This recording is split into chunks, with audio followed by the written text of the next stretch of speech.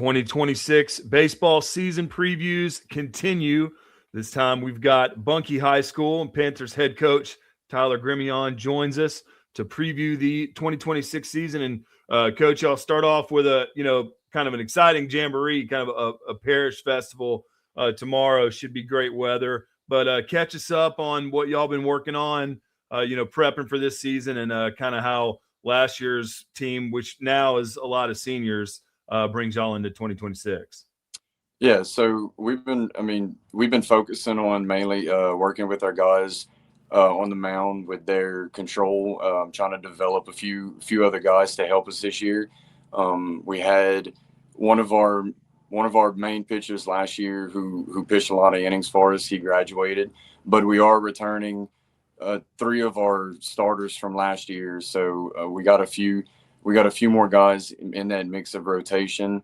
We've just been working on, just basic fundamentals, trying to work, middle away, just trying to get back into the fundamentals of it, and not so much focused on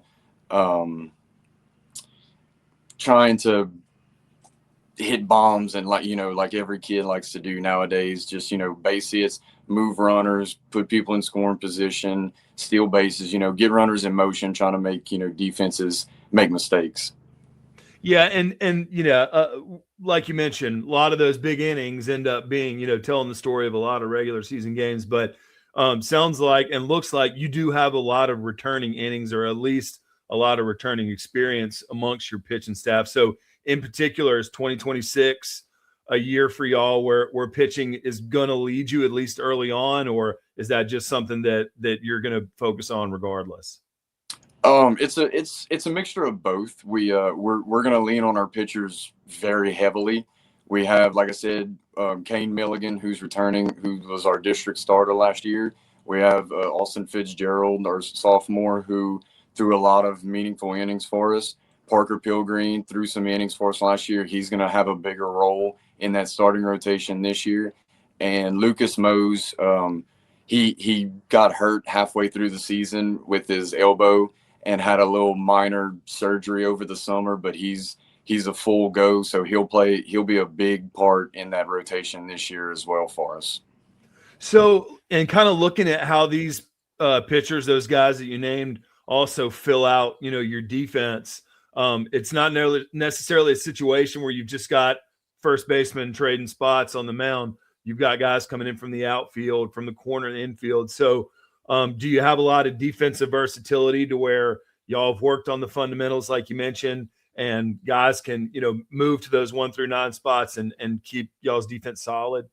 Yeah, absolutely. We have guys that can play multiple positions, and we are going to, depending on who's pitching, somebody may play a position that, they may not be used to, or they may not have played in the past, but, we're going to rely on them to step up and play out of position sometimes. And, we've been working with them at multiple positions during practice, and they've taken the challenge, and they've done pretty well with it to be able to learn a new position, because it's not just learning to either field a ground ball or catch a fly ball in the outfield. It's everything else that comes with it, whether it's bunt coverages or where to be on a ball hit to the outfield, just different things like that.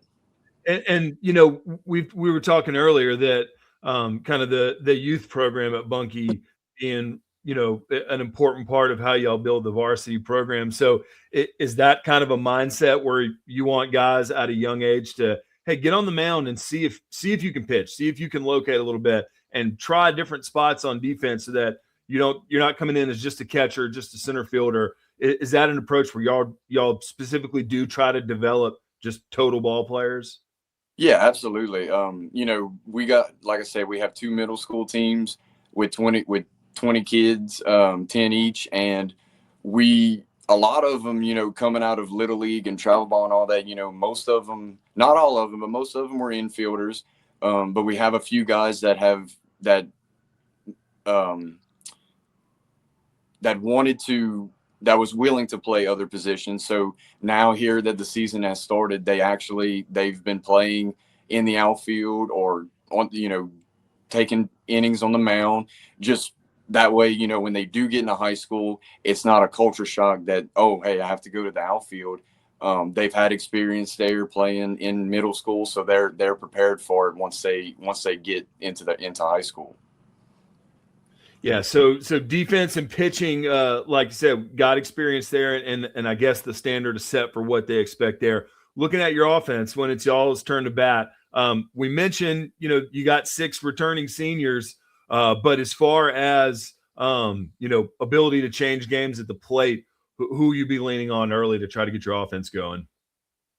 So our middle of the order guy, Dominic Palermo, he's the glue that holds our lineup together. When he's on, our lineup is clicking.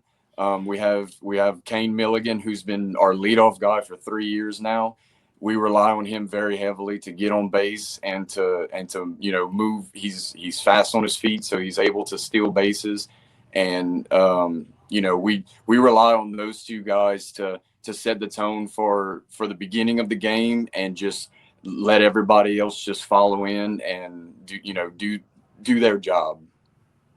And you'll find out early how some of those new spots in the batting order work out for some of your guys. Like we mentioned, a really great jamboree that takes place tomorrow right there in Avoyelles Parish, and of course y'all hit the road and take on a good Pine Prairie team for opening day. But talk a little bit about that Avoyelles Jamboree in particular, because that's got to be a really fun way to start off the season, and and kind of make it feel real with the real white uniforms on ready to go.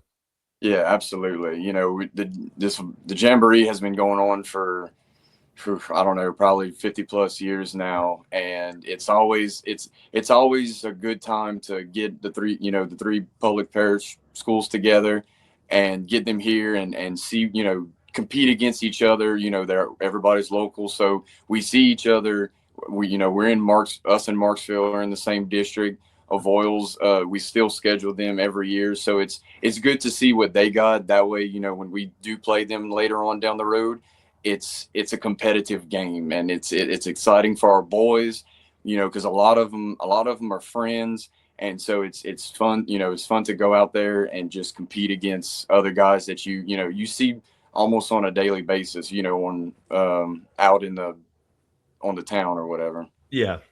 Yeah, and a real quality district. You mentioned that, with Gino, Marksville, Vidalia, Caldwell Parish. You've got teams that take their baseball, just as seriously as Bunkie does. But looking early on at that non-district schedule, we mentioned Pine Prairie, a good team year in and year out. So during this first month of the season, what will you look for mostly, you and your staff, to try to kind of find out what kind of team you got this year, try to get another winning season?